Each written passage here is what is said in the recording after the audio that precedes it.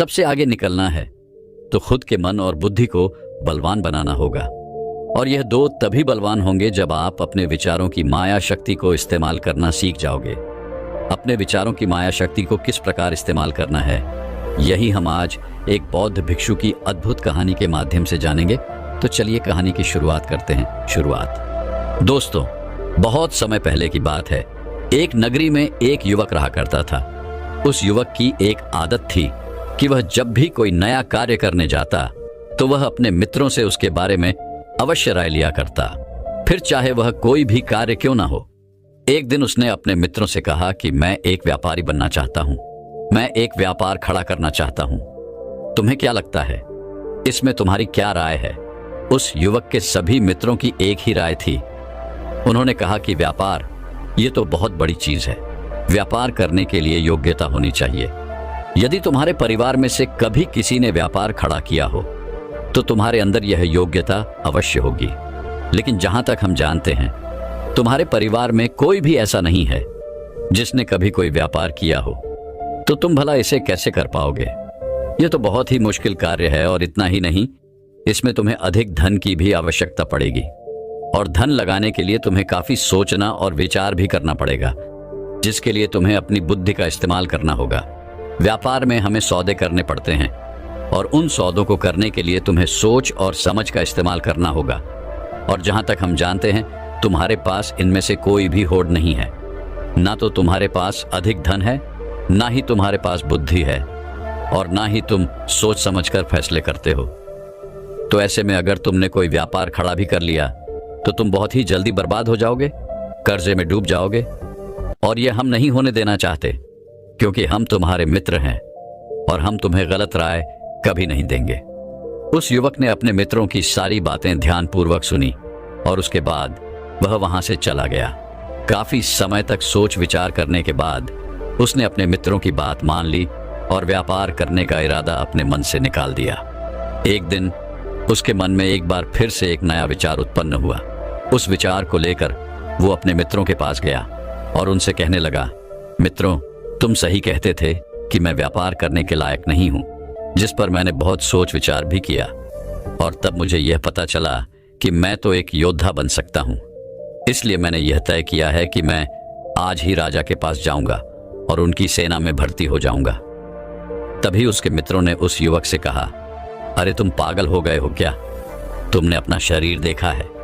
तुम्हारा शरीर एकदम हड्डियों का ढांचा प्रतीत होता है, और तुम राजा की सेना में भर्ती होना चाहते हो? तुम्हारी बुद्धि भ्रष्ट तो नहीं हो गई? राजा तुम्हें अपनी सेना में भर्ती करे न करे, लेकिन तुम उनकी सेना में भर्ती होने लायक बिल्कुल नहीं हो। वो तो तुम्हें द्वार से ही भगा देंगे, क्योंकि तुम योद्धा बनने लायक बिल्कुल नहीं हो। तुम्हारे अंदर ऐसे कोई गुण है ही नहीं। उस युवक ने ये सारी बातें सुनी और फिर वापस अपने घर की ओर लौट गया।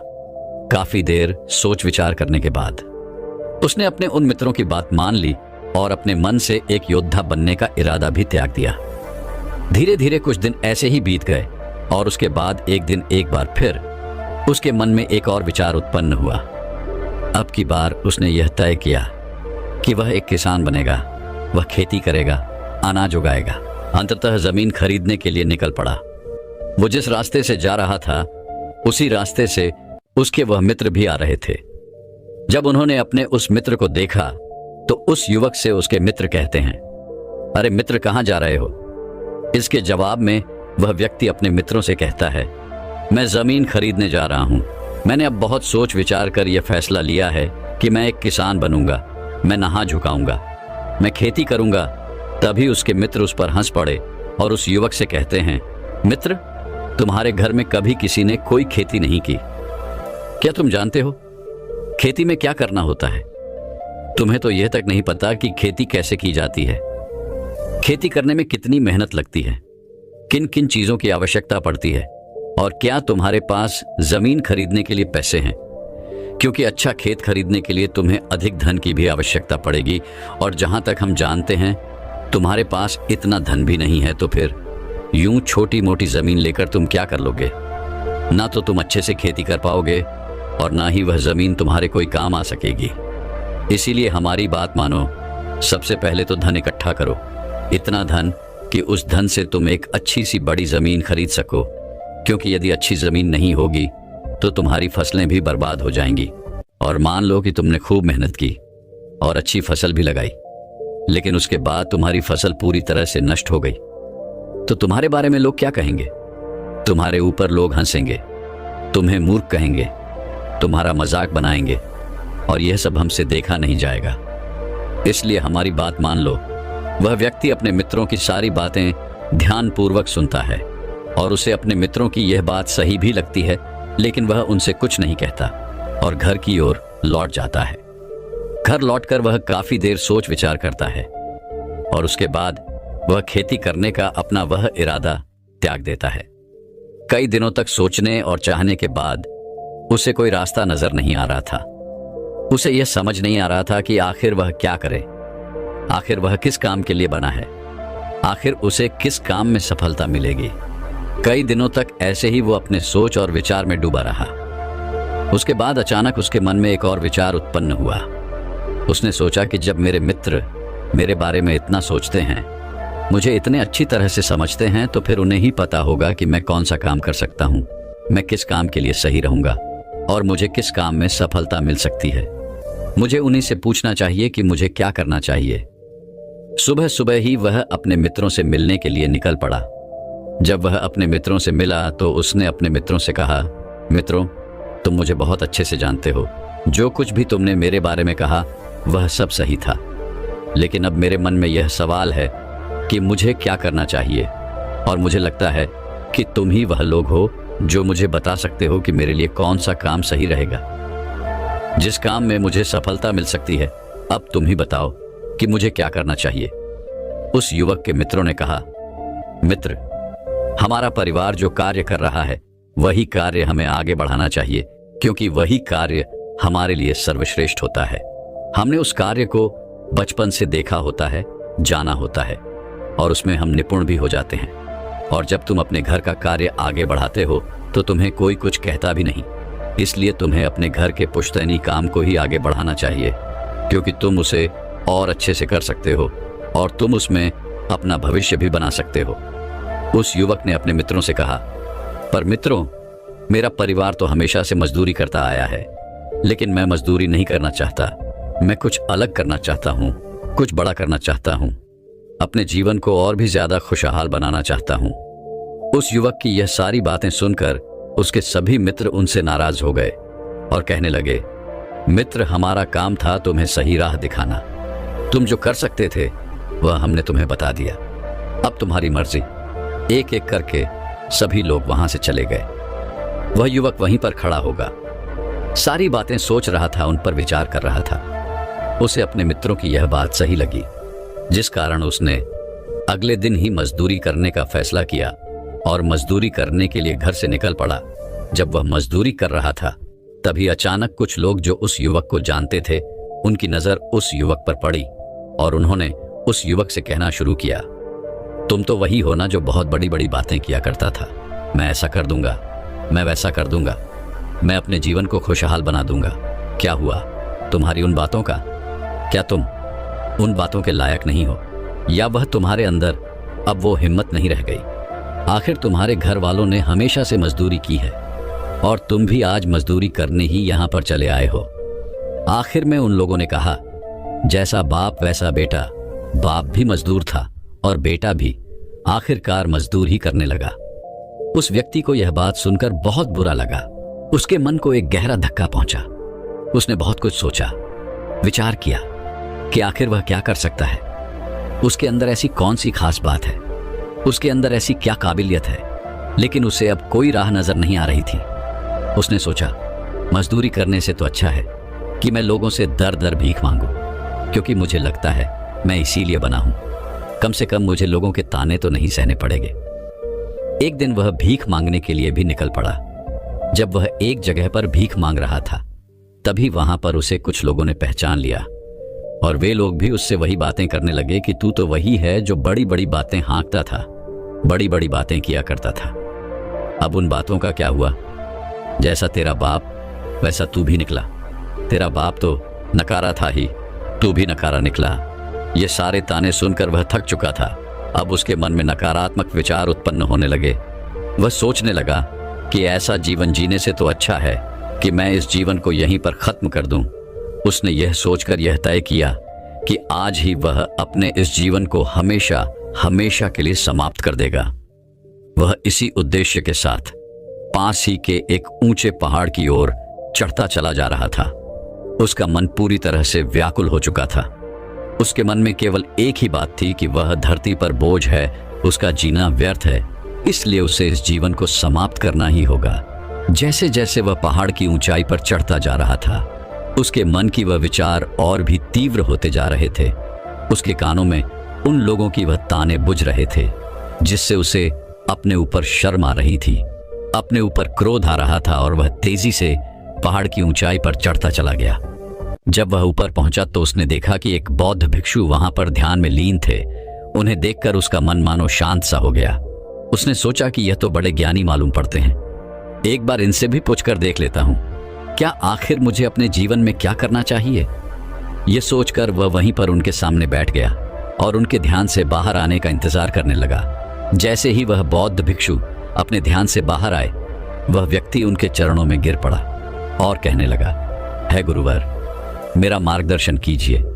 मैं अपनी राह से भटक चुका हूं, मुझे अब कुछ समझ नहीं आ रहा, मुझे कोई रास्ता नजर नहीं आ रहा, मैं कहां जाऊं, क्या करूं। तभी उन बौद्ध भिक्षु ने उस व्यक्ति से कहा, भंते तुम्हारी क्या समस्या है।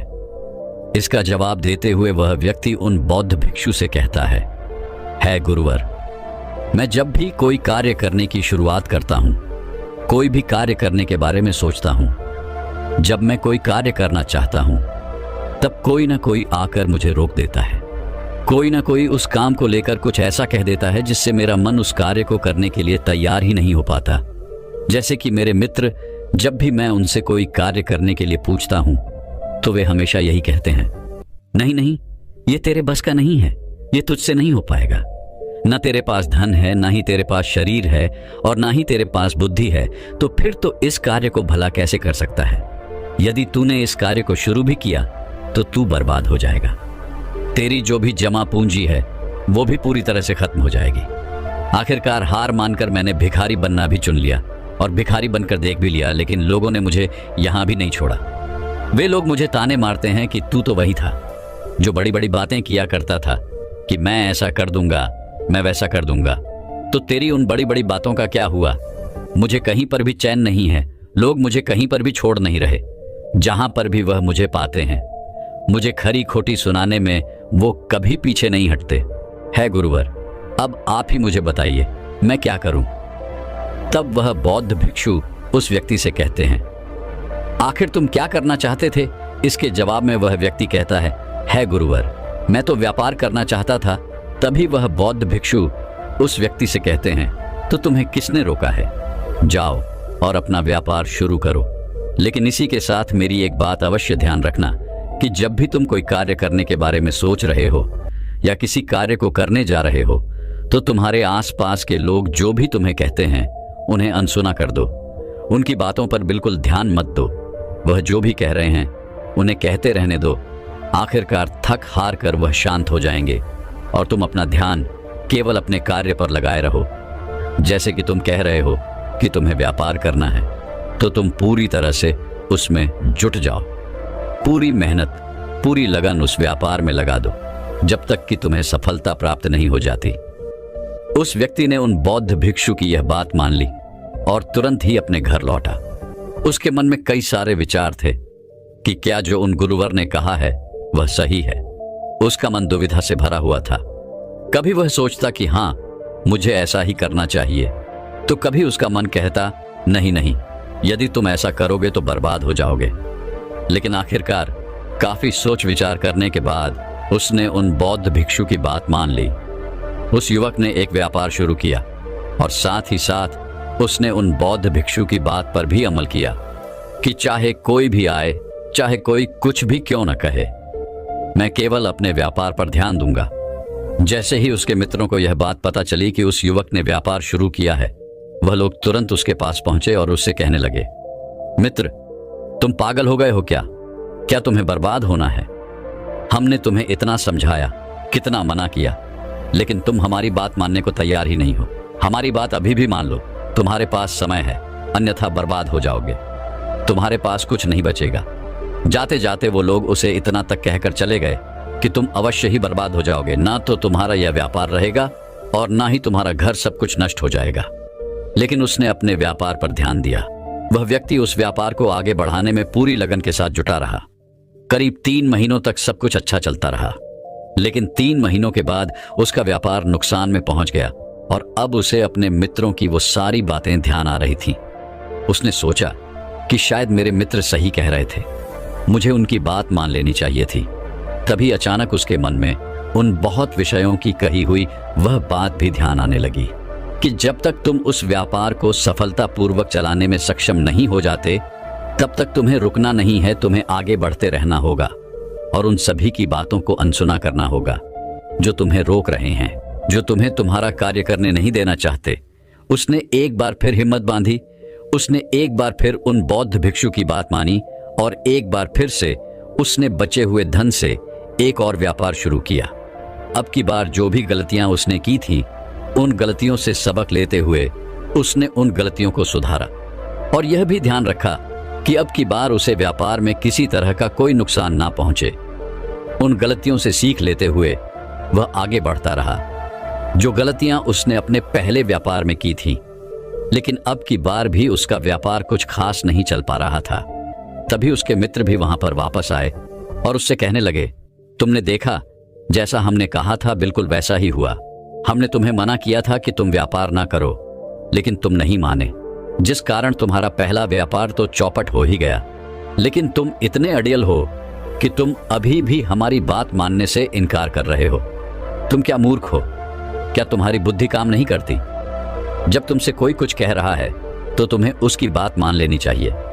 लेकिन उस व्यक्ति के मन में उन बौद्ध भिक्षु की यह बात पूरी तरह से घर कर गई थी कि जब भी तुम्हें कोई तुम्हारा कार्य करने से रोके तो तुम्हें उसकी बात पर ध्यान नहीं देना चाहिए, उनकी बातों को अनसुना कर देना चाहिए।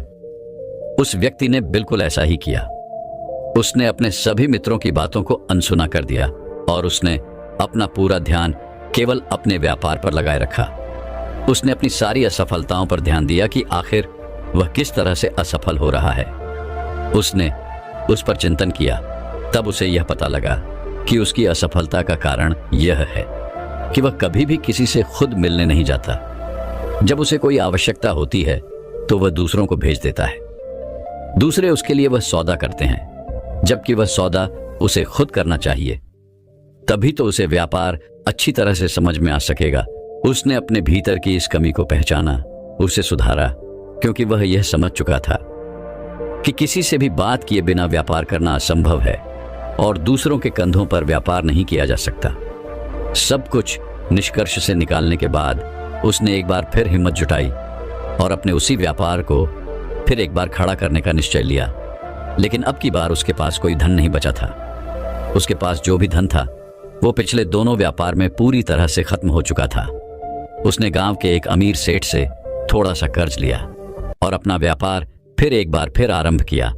लेकिन अब की बार उसने वो गलतियां नहीं दोहराई जो उसने अपने पिछले दोनों व्यापार में की थी, बल्कि उसने अपनी उन कमजोरियों पर अपना ध्यान दिया, उन कमजोरियों को सुधारा, उन्हें अपनी ताकत बनाया। उसे लोगों से मिलने में डर लगता था, लेकिन अब की बार वो अपने व्यापार के लिए सौदे करने के लिए किसी और को न भेजकर खुद ही जाया करता। जानबूझकर लोगों से मिलता, उनसे बातें किया करता। वह जहां भी जाता उसके मन में केवल एक ही बात होती कि कोई भी उसे नहीं जानता, इसलिए कोई भी उसका सम्मान नहीं करेगा, ना ही उससे कोई बात करेगा। लेकिन धीरे धीरे ऐसे ही मिलते मिलते उसे पूरे 2 वर्ष बीत चुके थे और अब व्यापार में निपुण हो चुका था। उसने अपने व्यापार को एक बहुत ही बड़े व्यापार में बदल दिया था और वह अब उस गांव का सबसे बड़ा व्यापारी बन चुका था।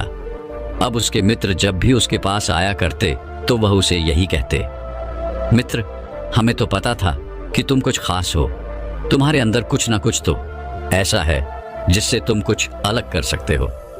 हम तो तुम्हें इसीलिए रोकते थे ताकि तुम खुद अपने आप को जानो, अपने आप को पहचानो, अपने अंदर की उस शक्ति को बाहर निकालो ताकि तुम कुछ बड़ा करने में सफल हो जाओ।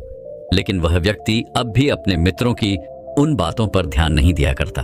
2 वर्षों के बाद एक दिन उसे उन बौद्ध भिक्षु की याद आई। वो वापस उसी पहाड़ की चोटी पर पहुंचा, यह देखने के लिए कि क्या आज भी वह बौद्ध भिक्षु वहीं पर हैं या नहीं। जब वह वहां पर पहुंचा तो उसने देखा कि वह बौद्ध भिक्षु अभी भी वहीं पर साधना कर रहे हैं, ध्यान में लीन है। वह उनके सामने पहले की तरह ही बैठ गया और उनके ध्यान से बाहर आने का इंतजार करने लगा।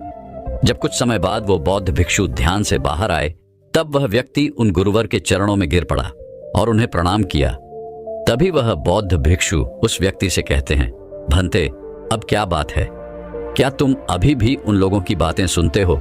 इसका जवाब देते हुए वह व्यक्ति उन बौद्ध भिक्षु से कहता है गुरुवर, मैं उनकी बातें अब भी सुनता हूं, पर फर्क इतना है कि पहले वह कुछ और कहा करते थे और अब वो कुछ और कहा करते हैं।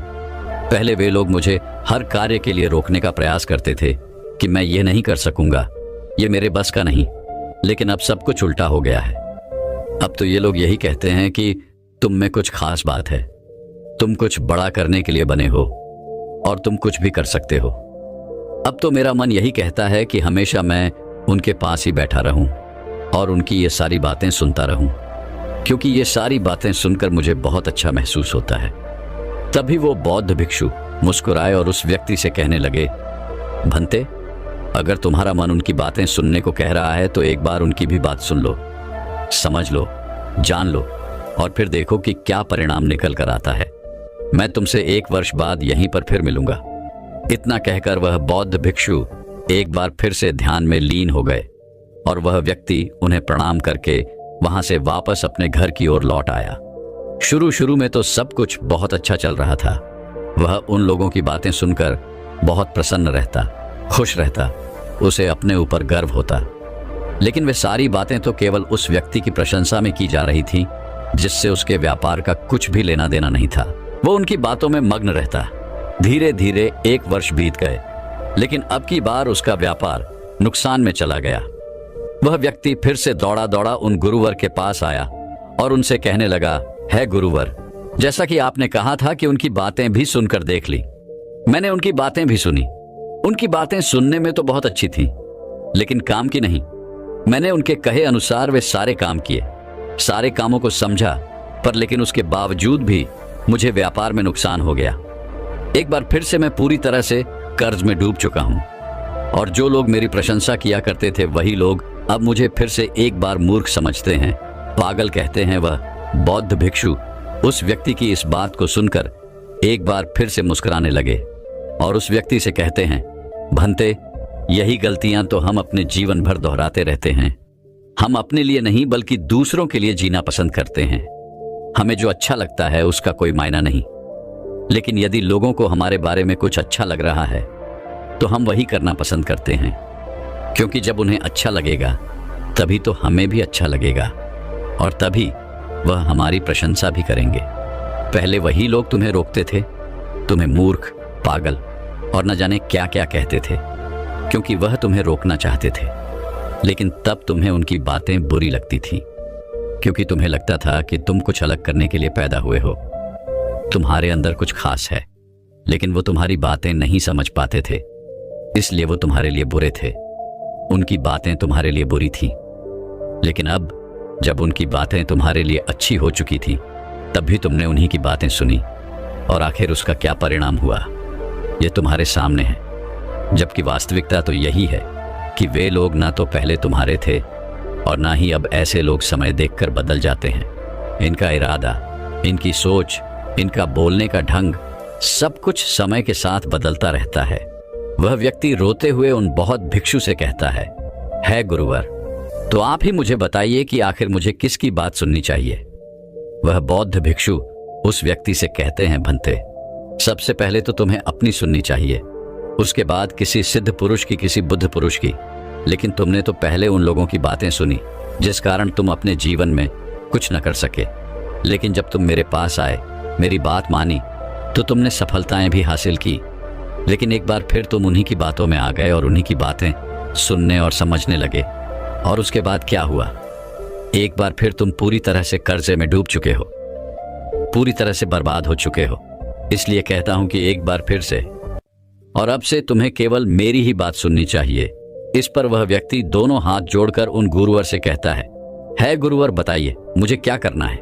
अब से मैं केवल आप ही की बात मानूंगा, मुझे जो कुछ करना है आप मुझे बताइए। वह गुरुवर उस व्यक्ति से कहते हैं, चाहे कोई भी कार्य क्यों ना हो, उसे इसलिए मत छोड़ो कि लोग तुमसे कुछ कह रहे हैं या फिर लोग तुमसे कुछ कहेंगे, या फिर कोई भी कार्य इसलिए मत करो क्योंकि लोग तुमसे कुछ कह रहे हैं। उस कार्य को करने के लिए लोग तुम्हारी प्रशंसा कर रहे हैं। जो भी कार्य करना है तुम्हें उसे अपनी सोच और समझ के अनुसार करना है, और उसे तब तक करना है जब तक तुम सफल ना हो जाओ। उस कार्य को सफल करने के लिए अपना अंतिम प्रयास तक करते रहो। कभी हार मत मानो। यदि तुम बीच में ही हार मान लेते हो तो तुम कभी भी सफल नहीं हो पाओगे। और यदि तुम उन लोगों की बात सुनते हो जो लोग तुम्हें हमेशा डराते हैं, धमकाते हैं कि तुम यह नहीं कर सकते, तब भी तुम अपने जीवन में कुछ हासिल नहीं कर सकते। उस व्यक्ति को उन बौद्ध भिक्षु की यह बात समझ में आ गई। उस व्यक्ति ने उन बौद्ध भिक्षु को प्रणाम किया और वहां से वापस अपने घर की ओर लौट आया और उसने अपनी गलती को सुधारा। उसने एक बार फिर से एक व्यापार खड़ा किया और अब की बार उसने केवल अपनी सुनी, और एक बार फिर उसने व्यापार को उन ऊंचाइयों तक पहुंचा ही दिया। दोस्तों, हम में से ज्यादातर लोग इसीलिए सफल नहीं हो पाते क्योंकि वे हमेशा डर में जीते हैं। और ये डर क्या है? ये डर है कि लोग हमसे क्या कहेंगे, क्योंकि लोगों का तो काम है कहना। वो आपसे कुछ ना कुछ तो कहते ही रहेंगे, लेकिन वास्तविकता तो यही है कि लोग कुछ नहीं कहना चाहते, बल्कि तुम ही उनसे सुनना चाहते हो कि वे लोग तुम्हारे बारे में क्या कह रहे हैं, जिस पर तुम्हारा पूरा ध्यान केंद्रित होता है, जिस कारण तुम्हें अलग अलग बातें सुनाई पड़ती हैं, और जैसा तुम चाहते हो वैसा ही बातें तुम्हें सुनाई भी पड़ती हैं। क्या कभी आपने यह गौर किया है कि जब आपका मन किसी कार्य को नहीं करने का कर रहा होता है, तब आप कहीं ना कहीं से ऐसे व्यक्ति को खोज ही लेते हो जो उस कार्य को मना कर रहा होता है। वह आपसे यही कहता है कि तुम इस कार्य को ना करो, यह कार्य तुम्हारे लिए नहीं है।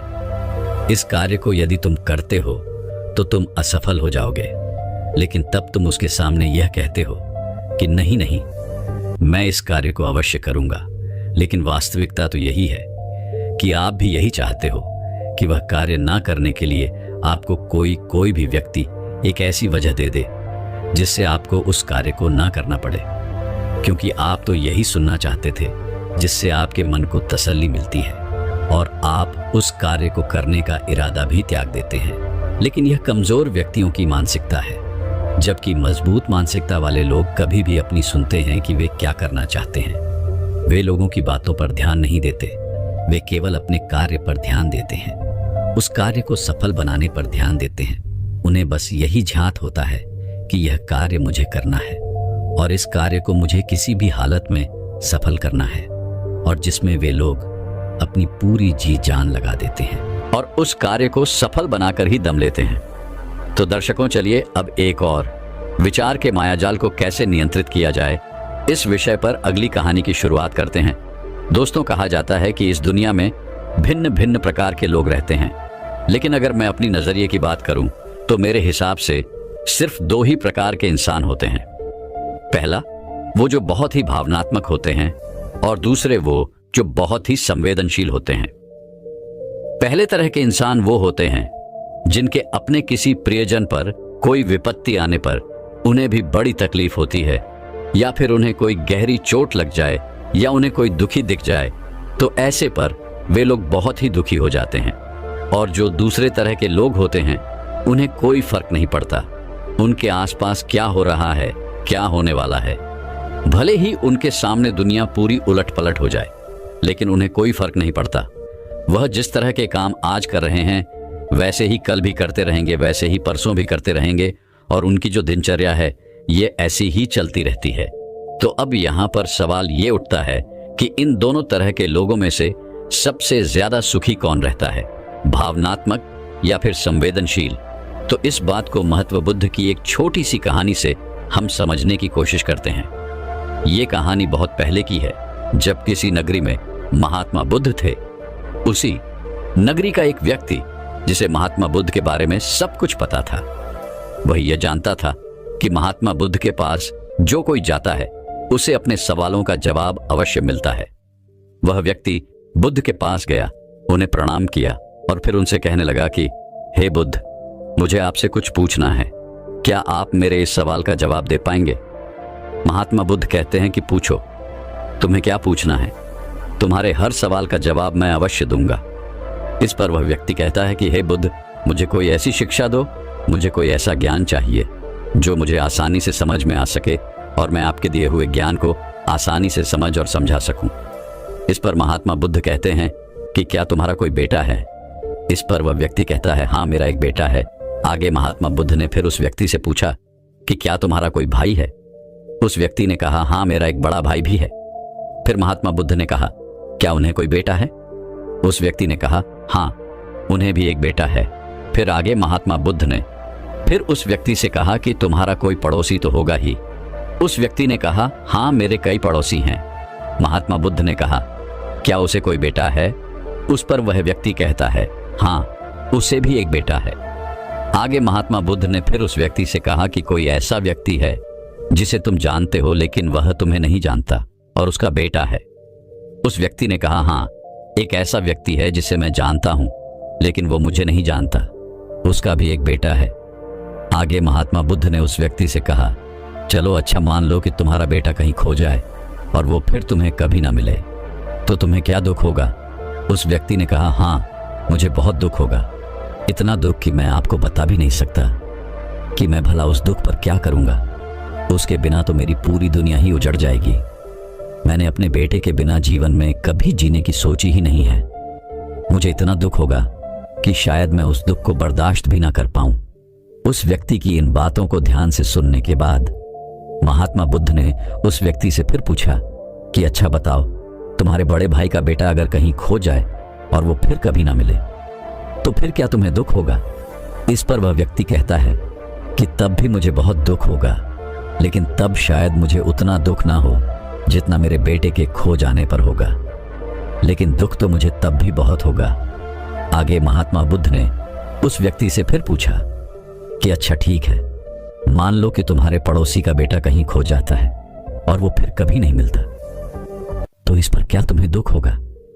इस पर वह व्यक्ति कहता है कि मुझे तब भी बहुत दुख होगा, लेकिन उतना नहीं जितना कि मेरे बेटे और मेरे बड़े भाई के बेटे हो जाने पर होगा, लेकिन दुख तो फिर भी होगा।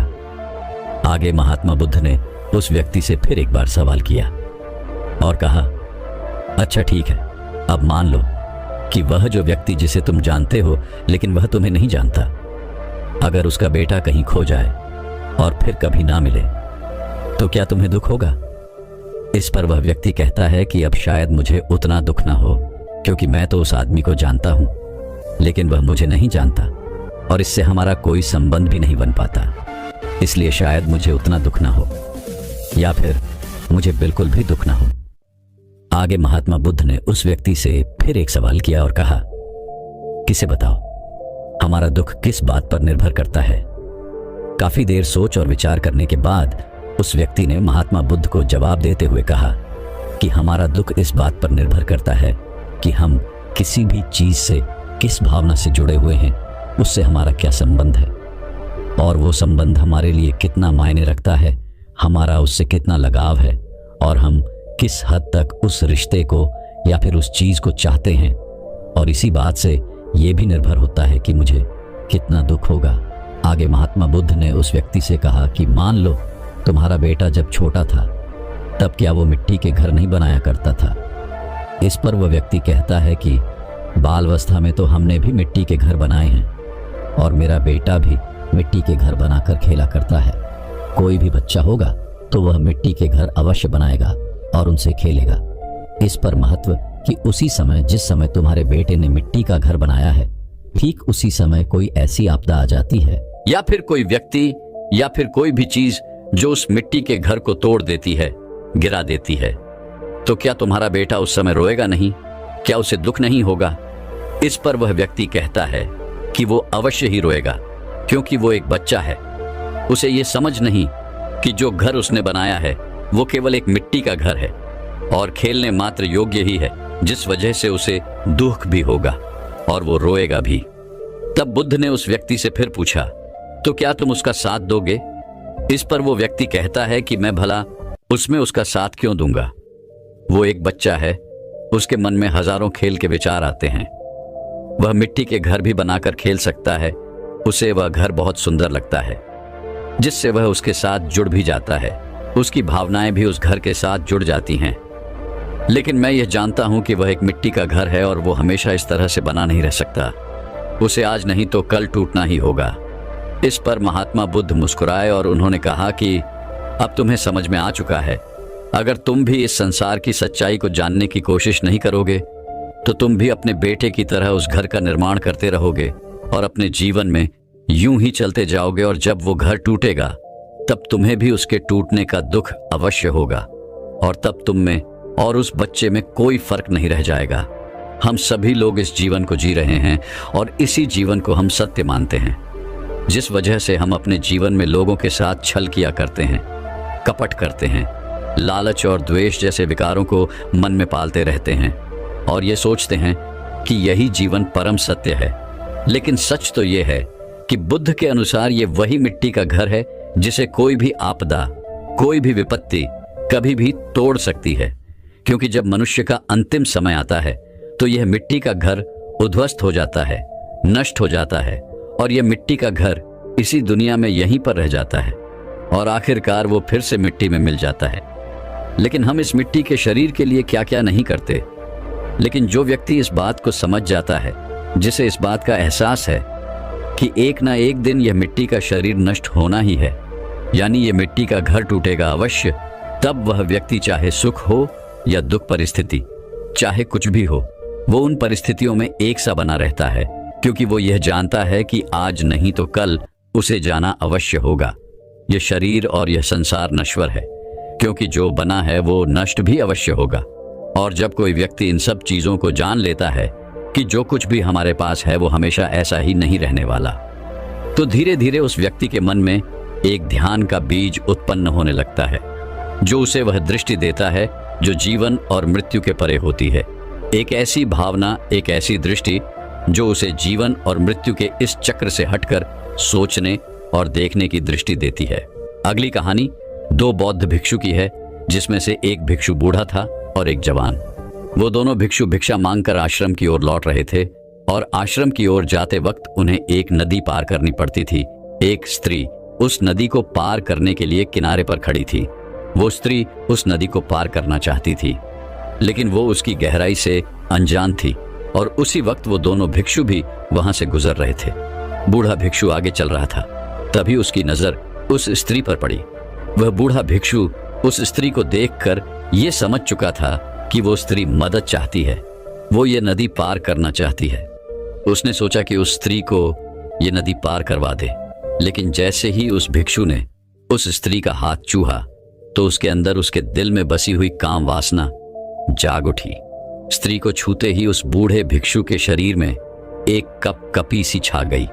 वह भिक्षु सोचने लगा कि मैंने 30 सालों से किसी भी स्त्री को नहीं छुआ है और आज एक स्त्री के स्पर्श मात्र से ही मेरे मन में न जाने कैसे कैसे विचार आने लग गए हैं। मेरे मन में फिर से वही काम वासना जागृत है।